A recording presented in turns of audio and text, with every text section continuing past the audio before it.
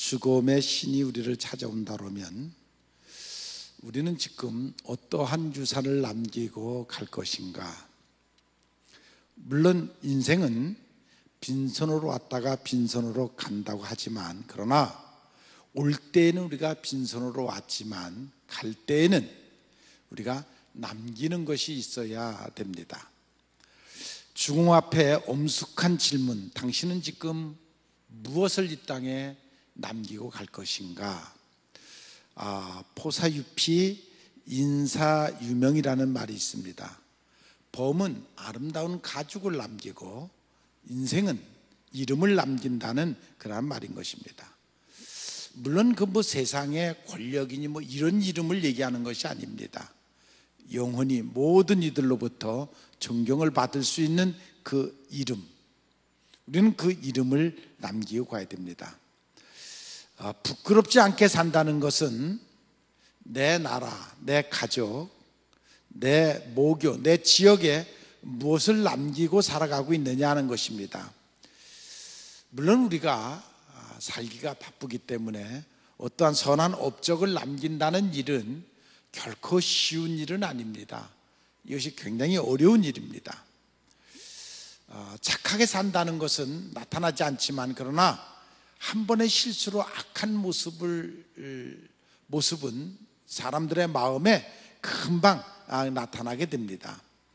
훌륭한 것은 저절로 되는 것은 아닙니다. 어떤 사람은 작품을 남기고 가는 사람이 있고, 어떤 사람은 유명한 명언을 남기고 가는 사람도 있고, 어떤 사람은 발명품을 남기고 가는 그런 사람도 있습니다.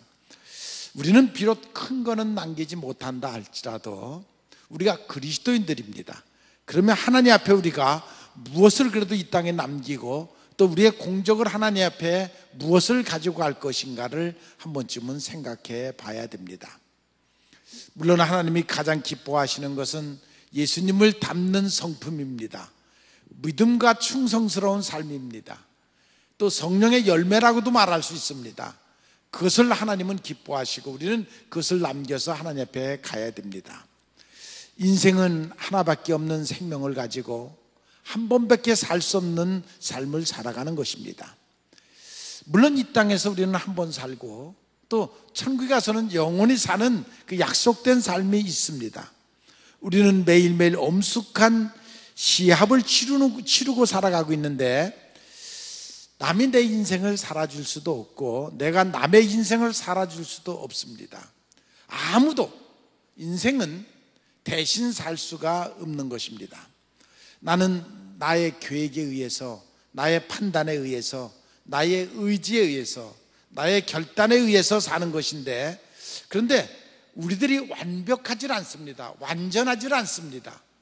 그래서 완벽하신 진리가 되시는 하나님을 의지하고 하나님과 더불어 살아가는 것입니다. 그것이 바로 바른 인생길이라는 것입니다. 많은 사람들이 인생을 향락의 놀이터로 알고 허황된 꿈을 꾸면서 무책임하게 살아가다가 망가지는 많은 사람들을 우리가 볼 수가 있습니다. 소크라테스라는 사람은 70세에 감옥에 갇혀서 이제 독배를 할 수밖에 없고 이제 그 독을 마시고 죽을 수밖에 없는 사형언도를 받았습니다. 그가 마지막 친구들에게 남긴 말은 그런 말을 친구들에게 남겼습니다. 사는 것이 중요한 문제가 아니라 바르게 사는 것이 중요하다. 사는다, 그냥 산다는 것 그 자체가 중요한 것이 아니라, 그것은 언젠가는 그저 흘러가듯 가는 것인데 그것이 중요한 것이 아니라 바르게 사는 것이 중요한 것이다. 어떻게 무엇을 하며 사는 것이 중요할 것인가? 우리는 인생의 갈림길을 쓸 때가 있습니다. 그때 우리는 무엇을 선택하고 어떤 것을 위해서 살아가야 되는지, 물론 성경은 어떻게 살라고 하는 것을 우리에게 이미 지시를 주셨는데, 내 육신의 소욕을 위해서 따라가는 인생을 살 것인지, 하나님이 말씀하신 좁은 길, 정말 십자가를 지는 그 길을 선택해서 살아가야 될 것인지, 우리는 스스로 자기의 인생길을 선택해야 됩니다. 제가 오늘 주보에 보면 이제 제 생일이 돼갖고 그 70 그 생일을 맞이해서 그 시를 뒤에다 썼어요. 거기 보면 이런 얘기를 썼어요. 늙으면 하루가 길고 1년이 짧다. 소망 없이 늙어가고 소망 없어서 늙어가고 일이 없어 죽어간다. 말이 길어지는 것은 사연이 많아 속풀이하며 잊어버린 언어를 찾아서 과거 소리만 한다. 형상은 남았지만 긴 세월 기력이 쇠하여 눈기가 망가지고 기억이 사라져 내 말만 한다. 늙을수록 행동을 하고 삶의 끝자리에서는 미래를 꿈꾸자. 인생 70 은혜와 감사뿐이고 남은 세월 30년 님과 사과나무를 심자. 육신은 빈손으로 왔다 빈손으로 가지만 내 영은 신령한 것 가득 채워가자. 이런 것이에요. 여기서 내님과 님과 사과나무를 심자 하는 이 님과는 물론 육신의 님 저희 집사람도 있고 영혼의 님 우리 주님도 있습니다. 그래서 제 님은 두 분입니다. 그래서 님과 함께 남은 여생을 사과나무를 심자라는 그런 의미로 그런 것을 썼습니다. 그 미국의 미래학자 스위트 박사에 의하면 사람은 남자는 5년마다 치아를 남겨놓은 모든 세포가 새 것으로 변한대요. 남자는 5년마다 치아만 빼놓고 그리고 모든 세포가 5년마다 바뀐대요. 여자는 7년마다 치아만 빼놓고 모든 세포가 바뀐대요. 그러니까 남자하고 5년 살았으면 또 다른 남자하고 사는 거예요. 세포가 다 바뀐 남자하고 사는 거예요. 여자도 7년 살고 나면 또 다른 여자하고 사는 거예요.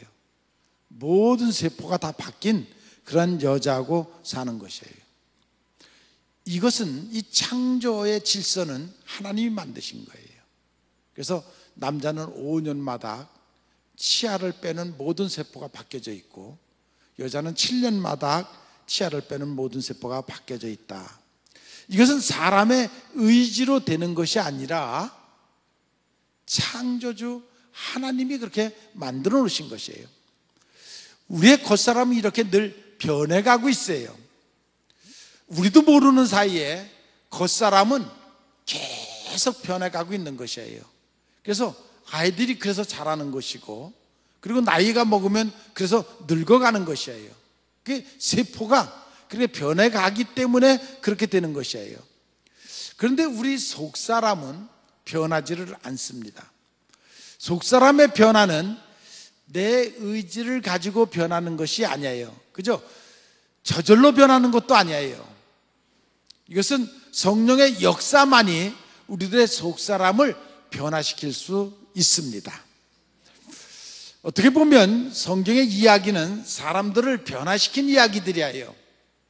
죄인이 의인이 되고 건축자가 버린 돌이 모퉁이 돌이 되고 세상에 별 볼 일 없었던 사람이 하나님의 손에 잡혀서 역사적인 인물이 되고 사울이 바울로 변하는 이런 그 성경에 보면 변화의 역사가 기적의 역사가 일어나는데 그 역사의 핵은 바로 성령이에요. 믿습니까? 성령을 만나면 그 사람의 그 변화를 우리가 볼 수가 있어요. 그러니까 아무것도 사람을 변화시킬 수가 없어요. 사람의 내적 사람을 아무도 변화시킬 수가 없는데 오직 성령의 역사만이 사람을 변화시킬 수 있어요. 오직 성령은 속사람을 변화시킬 수 있습니다. 디도서 3장 5절에 보면 성령의 새롭게 하심으로 하였나니, 에베소서 4장 23절에 보면 오직 너희의 심령이 새롭게 되어, 우리를 변화시킬 수 있는, 새롭게 만들 수 있는 능력은 오직 성령입니다. 여러분 믿습니까? 성령께서 우리를 새롭게 하시기 때문에 이런 변화가 나타날 수가 있다. 우리 힘으로, 우리의 노력으로, 우리의 어떠한 기도로 보다는 새 사람이 될 수 있는 것은 오직 성령의 역사인 것입니다. 성령께서 우리 안에서 역사하시고 우리가 그 성령에 순종할 때에 우리의 행동이 변하고 생각이 변하고 삶이 변하고 새로운 역사가 일어날 줄로 믿습니다. 악에서 어두운 세상에서 복되고 새롭게 변하는 길은 오직 성령만이 가능하다. 그런즉 누구든지 그리스도 안에 있으면 새로운 피조물이라. 이전 것은 지나갔으니 보라, 새 것이 되었도다. 여러분 믿습니까? 이제 우리가 어떻게 주 안에서 복되고 새로운 변화를 가질 수 있느냐 하는 것입니다. 첫째는 성령의 감동에 순종하는 삶을 살아야 된다는 것입니다. 여러분들이 삶 속에서 성령의 감동을 느낍니까? 이게 살아있는 영혼이에요. 여러분들의 삶의 현장에서 수시로 성령의 감동을 느낄 수 있어야 돼요. 16절에 보면 내가 이르노니 너희는 성령을 따라 행하는 자 그리하면 육체 욕심을 이루지 아니하리라. 성령을 따라 행하라. 왜? 그 감동을 느끼고 그 감동에 따라갈 때에 그때 그 성령에 순종하는 것이에요. 이거 쉽게 느끼는 거 아닙니다. 그래서 기도해야 되고 그래서 말씀 봐야 되고 그런 삶이 이어질 때에 그 안에서 그 세미한 성령의 음성을 듣고 성령이 내 심령을 어루만지고 타치하는 걸 느끼고 그 느낄 때 우리의 삶 속에 감동이 오고 변화가 오는 것입니다. 그걸 느끼지 못하면 순종을 어떻게 해요? 그걸 느끼지 못하는데 어떻게 영안이 열리고 어떻게 영의 귀가 열리고 어떻게 신령한 귀가 열릴 수 있습니까? 그걸 느끼지 못하는 사람이 어떻게 감동에 순종할 수가 있어요? 계시록 1장 10절에 보면 주의 나라에 내가 성령에 감동되어 사도 요한을 주의 날에 성령의 감동을 받은 이후에 그의 뒤에서 나팔소리 같은 큰 음성을 들었다. 아무도 못 듣는 나팔소리를 성령의 감동이 된 요한은 그 나팔소리, 큰 나팔소리를 들었다. 이건 성령의 감동이 됐고 영의 귀가 열려서 그 성령의 소리를 그렇게 들을 수가 있는 것입니다. 하나님은 주일 예배를 통해서 때로는 찬송을 통해서 기도를 통해서 말씀을 통해서 여러분들의 마음의 문을 열어놓으시고 그리고 말씀을 듣도록 하십니다. 그 말씀을 들을 때 여러분들의 마음속에 파장이 일어나야 돼요. 감동이 일어나야 돼요. 그게 살아있는 영혼이에요. 그 감동을 느껴야 돼요.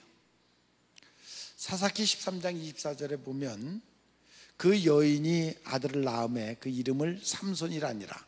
그 아이가 자라매 여호와께서 그에게 복을 주시더니 여호와의 영이 그를 움직이기 시작하셨더라. 그 여호와의 영이, 그 성령이 여러분들의 삶을 움직이고 사로잡아 가야 돼요. 그것이 우리에게 필요한 거예요. 같은 사람으로 태어났지만 성령이 그와 함께 하심으로 그 성령의 영이 삼손과 함께 하니까 그냥 나귀뼈 하나로 3,000명의 적군을 물리치고 사자의 입을 찍는 그런 능력이 그에게 생기는 것을 볼 수가 있습니다. 이 놀라운 능력, 그게 하나님으로부터 온 것이에요. 물론 삼손의 능력은 마치 외적 능력이죠. 내적 능력이 아니라 그건 외적 능력이었는데 겉으로 나타났다가 그저 군인에게 계급장 달아줬다가 계급장 옷 벗으면 계급장 없는 것처럼 그러한 것이에요. 그러나 지금 우리가 살아가는 이 시대, 오순절 이후의 시대는 그 성령이 내적 능력으로 나타나는 것이에요. 여러분들에게 한번 임하셔서 성령의 충만함을 받으면 내적 능력이 여러분들에게 나타날 줄로 믿습니다. 지금 우리에게 임하시는 성령, 오순절 이후의 성령은 바로 그렇습니다. 우리의 마음을 움직이고 우리의 마음을 변화시키고 반드시 성령께서 여러분들을 도우셔서 정말 좋은 길로, 축복의 길로 인도하시는 것을 믿으시기를 바랍니다. 로마서 8장 14절에 보면 무릇 하나님의 영으로 인도하는 자는 사람은 곧 하나님의 아들이라. 하나님은 항상 우리가 성령의 인도하심을 받고 순종하면서 살기를 원하시는 것을 여러분들이 깨달으시기를 바랍니다. 성령의 인도하심을 받게 되면 성령께서 항상 우리를 좋은 길로 인도하십니다. 그래서 중요한 것은 이제 성령의 감동을 받을 뿐만이 아니라 성령에 사로잡힌 바 되어야 된다는 것입니다. 가장 큰 문제는 언제나 육신에 사로잡혀 있기에, 우리는 또 세상에 사로잡혀 있기에 세상 것 때문에, 육신의 일 때문에 성령의 그 소리를 듣지를 못해요. 느끼지를 못해요. 그래서 언제나 세상 방법대로, 내 생각대로 우리의 인생을 살아가고 있어요. 물론 다 그렇게 살아가고 있어요. 그 속에서도 우리는 때때로 성령이 내게 하시는 말씀을 들으시고 감동을 받으시고 거기에 사로잡히는 그런 여러분들이 되시기를 바랍니다. 성령이 함께하는 사람은 선한 말, 은혜로운 말을 하죠. 그래서 영국의 한 시인이 시를 쓰기를, 노여운 말 한마디가 친절한 마음을 상하게 하고 부지 중에 나온 실언이 앞날을 캄캄하게 만들고 찌르는 가시가 한평생 가슴에 남는다라는 말이 있습니다. 친절한 말 한마디가 슬퍼하는 마음을 광명하게 하고, 또 동정하는 말 한마디가 영혼을 살리고, 기쁨의 말 한마디가 캄캄했던 앞길에 광명을 만들어준다는 것입니다. 성령 받은 여러분들의 심령 속에 언제나 성령의 역사가, 성령의 향기가 항상 친절하고 축복하고 기쁨과 소망과 위로의 말을 할 줄 아는 그런 여러분들이 되시기를 바랍니다. 우리의 생각은 성령에게 사로잡힌 바 되어야 된다는 것입니다. 생각이 성령에게 사로잡히면 표정이 변하고 눈빛이 변하고 그의 삶의 행동이 변합니다. 그 성령에 사로잡힌 바 된 그런 여러분들이 되시기를 바랍니다. 우리가 약하지만 강한 자가 되고 어리석지만 지혜로운 자가 될 수 있는 것은 오직 성령의 능력인 것입니다. 내가 잘나서, 내가 똑똑해서, 내가 완벽해서 그런 생각은 애당초에 버려야 됩니다. 그건 교만한 것입니다. 하나님과 함께 강해질 수 있고 하나님과 함께 잘 될 수 있고 하나님이 함께 함으로 승리할 수 있다는 이 사실을 깨달으시기를 바랍니다.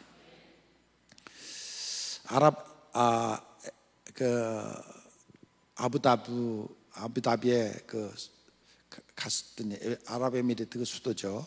갔더니 거기서 옛날에 그런 얘기가 있어요. 거기는 사막 땅이죠. 정말 막 뜨거운 태양, 보통 40몇 도, 50도 이런. 그러니까 낮에는 그냥 자요. 그 사람들은 꼼짝도 안 해요. 풀 한 포기가 없어요. 그냥 다 버림받은 땅이에요. 근데 영국의 탐험가가 거기로 와서 이렇게 다니다 보니까 그 사람들이 가장 못 쓸 땅들이라고 하는, 거기 가 보니까 사막 가운데에 그 석유가 떠 있더라는 거예요. 사막 가운데 그 웅덩이에 보니까 석유 기름이 있더라는 거예요. 그래서 그분이 그 지역, 그 사람들은 다 못 쓴다고 내버린 땅들, 그 땅을 사들여 가지고 지금 거기서 나오는 석유가 세계 소비량의 10%를 지금 차지하고 있다고 그래요. 그 덕분에 그 사람이 그것을 영국 사람이 개발하는 바람에 지금 그 아랍에미리트 사람들이 아주 거부들이 돼갖고 다 잘 살아요. 거기에다가 아랍에미리트에다가 어떤 뭐 사업장을 지려면 반드시 그 나라 원주민 같이 그 이 사회의 한 사람을 거기를 써야 돼요. 근데 그 사람을 쓰는데 1, 2억 주는 게 아니에요. 연봉 보통 5억, 10억을 줘야 돼요. 그리고 그 사람은 한 군데만 이사로 들어가 있는 것이 아니라 보통 네다섯 군데 회사에 이사로 들어가 있어요. 그냥 가만히 놀면서도 1년에 2, 30억을 그냥 버는 거예요. 거기는 대학 졸업하고 초봉 처음 대학 졸업하고 월급이 월 5천만 원이에요. 그런데도 대학 가는 애들이 없어요. 원주민들이. 왜? 아니 그냥 옆에 회사 이사로만 들어가도 받는 돈이 얼마인데 왜 대학 졸업 맡고 가서 공부해 갖고 힘들게 해가지고 그건 뭐 월급 생활 공무원 하느냐? 안 들어요. 5천만 원 첫 월급이 5천만 원인데도 안 해요. 막 차도 사주고 집도 주고 그러는데도 그런데도 그걸 안 해요. 사실 저는 안타까운 것이 그때 세이크 나이안이라는 문공부 장관과 너무 좀 이렇게 잘 알아가지고 그 왕의 삼촌이죠. 그래서 거기다가 종교 부지를 얻어서 교회를 짓고 한참 건물은 다 져놨어요. 2,300평짜리 건물을 다 져놨어요. 뼈 따고 다 져놓고 다 지붕까지 다 하고. 근데 감독 후임을 맡아갖고 가더니 다 말아먹어버렸어요. 중단시켜버렸어요. 계속 중단됐어요. 지금까지 중단하고 있어요. 제가 그래서 정말 지도자 한 사람의 영향이 얼마나 큰지 몰라요. 한 사람이 사고가 잘못되면 모든 업적이 다 숲으로 돌아가고 다 망가지는 아주 뼈저린 경험을 제가 했습니다. 아니 우리나라의 경우도 마찬가지예요. 제가 맨 첫 번에 거기 갔을 때에 박근혜 대통령이 원전 5기를 수주를 해가지고 우리나라 5천 명의 기술자들이 와가지고 2만 명 정도 잡부까지 다 해서 2만 명 정도가 와서 그 원전을 짓고 있었댔어요. 참 막 공사 잘 진행됐어요. 그러면서 그때 당시 뭐라 그랬느냐면 이 기술, 이 원전을 가동하는 기술을 한국 기술자들이 맞춰서 5천 명의 기술자가 49년 동안 그 원전을 관리하는 계약이 돼 있었어요. 여러분 5천 명의 기술자가 우리나라 석유 사오는 거 걱정할 게 없이 그 사람들을 그 품값으로도 석유 다 될 수 있을 정도로 그런 것이었어요. 그런데 요즘 뉴스에 보니까 TV에 보니까 그 다 파기됐어요. 우리나라가 5%인가 밖에 차지를 못했어요. 영국, 미국 다 딴 나라가 와서 다. 그 이유가 뭐냐면 한국에서 원전을 다 폐기한다는 거예요. 그래서 한국 기술자들이 다 다른 나라로 간다는 거예요. 원전 기술자들이 다 다른 나라로 이민 간대. 그래서 그 나라에서 니네 나라에서 원전을 폐기하는데 우리나라에서 뭘 할 수 있겠냐. 그래서 다 폐기시켰대. 제가 그 얘기 듣고 정말 기가 막히더라고요. 한 사람의 잘못이 얼마나 큰 영향을 갖다 주느냐 하는 것입니다. 사막에 떨어진 기름, 아무도 그것을 귀한 것으로 여기지 않았던 그곳에 영국의 탐험가가 가갖고 그것을 발견하고 나니까 지금 세계에서 가장 잘 사는 나라, 빌딩에 가장 높은 빌딩들이 서 있고 전 세계 모든 빌딩들이 다 그곳에 와 있습니다. 그런 나라로 변하는 그런 모습을 볼 수가 있습니다. 여러분들이 인생에 살아가는 여러 가지 많은 일들이 중요하지만 예수님 발견하는 일 제일 중요합니다. 믿습니까? 여러분들이 예수님을 발견하고 그리고 성령의 세계를 발견하고 성령과 교류하는 일보다 더 귀중한 일이 없다는 사실을 여러분들이 깨달으시기를 바랍니다. 그 성령은 우리의 무한한 능력, 그 능력을 우리에게 줄 수가 있기 때문입니다. 그래서 네 영혼이 잘된 같이 범사가 잘되고 강건하고 형통한다는 말씀을 여러분들이 믿으시기를 바랍니다. 성령 우리를 날마다 새롭게 하시고 전진하게 하시고 승리하게 하신다는 것을 기억하시고 성령의 감동을 받을 뿐만이 아니라, 그리고 그 성령에 순종할 뿐만이 아니라 그 성령을 활용해서 새롭게 되는 여러분들이 되시기를 바랍니다. 만군의 여호와께서 말씀하시되 이는 힘으로 되지 아니하고 능으로 되지 않으니라, 그러나 나의 신으로 되는지라. 여러분의 능력으로, 여러분의 힘으로 되는 것이 아니라 나의 신, 성령으로 되는 것을 믿으시기를 바랍니다. 하나님이 스가랴 선지자에게 신과 능력이 아니라 오직 성령으로 말미암아 내 교회가 부흥할 수 있고 내 가정이 축복받을 수 있고 내가 형통할 수 있다는 그러한 말씀을 하는 것입니다. 그 사실을 여러분들이 믿으시기를 바랍니다. 성령은 우리에게 지혜를 주시고 능력을 주시고 축복을 주신 분인 것을 믿으시기를 바랍니다. 성령으로 하면 좋은 열매가 맺는 것을 믿으시기 바랍니다. 그래서 성령의 열매 9가지를 우리에게 이미 말씀하셨습니다. 사랑의 열매가 있는 사람은 어떤 사람도 사랑하고 용서할 수 있고, 화평의 열매를 가진 사람은 더불어, 모든 사람과 더불어 화평할 수가 있습니다. 잘못된 사고는 나는 하나님과만 화평해, 아닙니다. 모든 사람과 더불어 화평할 줄 아는 여러분들이 되시기를 바랍니다. 성령으로 새로워진 사람은 성령의 감동에 순종하고, 순종할 때 능력이 나타나고, 그래서 좋은 열매를 맺게 된다는 것입니다. 평생토록 성령의 인도하심을 따라 행함으로 하나님께서 영광이 되고 여러분들에게는 축복이 되는 그런 여러분들의 삶이 되시기를 바랍니다. 이번 주가 중고등부 수련회를 시작합니다. 이번 수련회를 통해서 나는 우리 학생들이 꼭 성령 받기를 원합니다. 진리를 깨닫기를 원합니다. 그래서 그들이 새로운 삶의 결단을 하는 그러한 수련회가 되기를 바랍니다. 이 세상 많은 것들이 우리를 유혹하고 있습니다. 특히 지금 자라고 있는 청소년들을 유혹하고 있습니다. 아주 잘못된 그 악신들이 우리 청소년들을 지금 사로잡아가고 있습니다.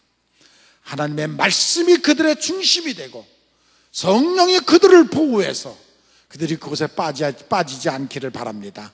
성령에 사로잡히는 학생들이 되기를 바랍니다. 로마가 313년 복음이 국교가 됨으로써 이제 전 세계에 복음이 퍼져나가기 시작했습니다. 그래서 바울이 가는 곳마다 성령의 역사가 나타났고 교회가 세워지는 것을 볼 수가 있고, 바울이 가는 곳마다 그 지역의 사람들이 변하고 새로운 사람으로 새롭게 태어나는 것을 볼 수가 있습니다. 결국 그 힘이 로마를 무너뜨렸고, 그리고 전 세계로 퍼져나가서 전 세계가 주님을 믿게 되는 그런 모습을 볼 수가 있습니다. 복음의 능력, 이것은 사람을 변화시키고 문화를 변화시키고 역사를 변화시키고 나라를 변화시키는 그런 모습을 볼 수가 있습니다. 여러분 모두가 복음 전하는 일에 최선을 다하는 여러분들이 되시기를 바랍니다. 결국 바울의 열정이 전 로마를, 유럽을, 또한 전 세계를 이렇게 변화시키는 것을 볼 수가 있습니다. 그래서 우리는 늘 그 복음의 빚진 자라는 말을 많이 씁니다. 헬라인이나 야만인이나 지혜 있는 자나 어리석은 자나 다 빚진 자로다. 뭐에 빚졌느냐면 우리가 복음의 빚진 자들인 것입니다.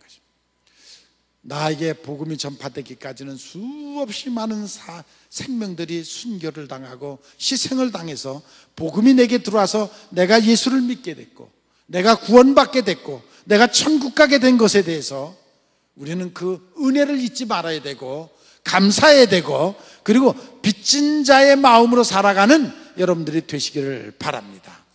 물론 많은 빚이 있죠. 부모에 대한 빚도 있고 스승에 대한 빚도 있고 사회에 대한 빚도 있지만, 그러나 꼭 잊지 말아야 될 것은 여러분 복음의 빚진 자인 것을 잊지 말아야 됩니다. 그래서 모든 방법을 다 동원해 복음을 전하는 여러분들이 되기를 바랍니다. 그래서 할 수 있거든이 무슨 말이냐? 할 수 있거든이 무슨 말이냐? 이걸 할까요 말까요? 될까요 말까요? 그게 무슨 말이냐? 복음 전하는 일에는 될까요 말까요? 할까요 말까요? 그게 무슨 말이냐? 우리는 복음 전하는 여러분들이 되시기를 바랍니다. 바울 사도는 죄인으로 로마에 끌려갔지만 한 죄수가, 그 세상법으로는 죄수가 돼서 로마에 끌려갔지만 그 죄수가 로마를 300년 만에 로마를 무너뜨렸습니다. 그의 복음이 그렇게 큰 역사를 일으키는 것을 여러분들이 믿으시기를 바랍니다. 할 수만 있으면 모든 방법을 다 동원하여 복음을 전하는 여러분들이 되시기를 바랍니다. 오늘 이따 오후 예배에는 서혜경 선교사라고 아프리카 부르키나 파소에서 지금 선교하고 있는 선교사가 와서 이제 선교 보고를 우리 교회 와서 할 것입니다. 저는 가서 그 선교사를 보면서 정말 아주 연약한 여자인데 정말 큰 거인과 같은 느낌을 받았습니다. 아주 보잘것없는 예리예리한 집사님이시죠. 평신도 선교사로 가 있으니까. 그럼에도 그 아프리카 그 정말 말라 죽어가는 모든 거기에다가 교회를 400개가 넘는데요. 학교가 5개가 되고 고아원을 하고 그 많은 애들을 다 지금 밥을 먹여 살려가면서 하는 그 한 여인의 모습을 보면서 아주 연약한 평신도지만 정말 그는 큰 거인이다. 하나님이 쓰시니까 정말 보잘것없는 한 집사를 통해서 그 큰 역사를 이루어가는 정말 기적적인 역사를 저는 가서 볼 수가 있었습니다. 여러분들이 텔레비에 보면 그 구정물 먹고 먹을 거 없어서 맨날 굶주리고 땅바닥에 바로 그 모습이에요. 아프리카에서도 제일 못 사는 나라, 그 나라에서 그 큰 기적을 일으키는 그 여인의 모습을 가서 볼 수가 있는데 오늘 오후 예배 때 와서 정말 간증을 할 거예요. 나는 그 여인과 함께 일하는, 배후에서 일하시는 주님의 모습을 여러분들이 발견했으면 좋겠어요. 그리고 새로운 도전을 받는 그런 여러분들이 됐으면 좋겠어요. 저희 교회도 그곳에다 교회를 지금 2개를 봉헌하고 지금 학교 교실을 3개를 짓고 있습니다. 6개를 지으면 이제 한 학교가 되는데 지금 그걸 지금 짓고 있습니다. 유대인이나 헬라인이나 누구든지 복음을 접하기만 하면 그 영혼이 변합니다. 바울은 그 능력을 체험했기 때문에 오직 성령에 대해서 전하는 모습을 볼 수가 있습니다. 다 거절하다 성령의 역사가 나타나면 그들이 결국 변하고 새로운 사람이 되는 것을 볼 수가 있습니다. 지금도 생명과 일생을 바쳐서 복음을 전하는 많은 선교사들이 있습니다. 여러분 모두도 정말 성령의 감동을 받고 그 선한 일에 동참하는 여러분들이 되시기를 주님의 이름으로 축원을 합니다.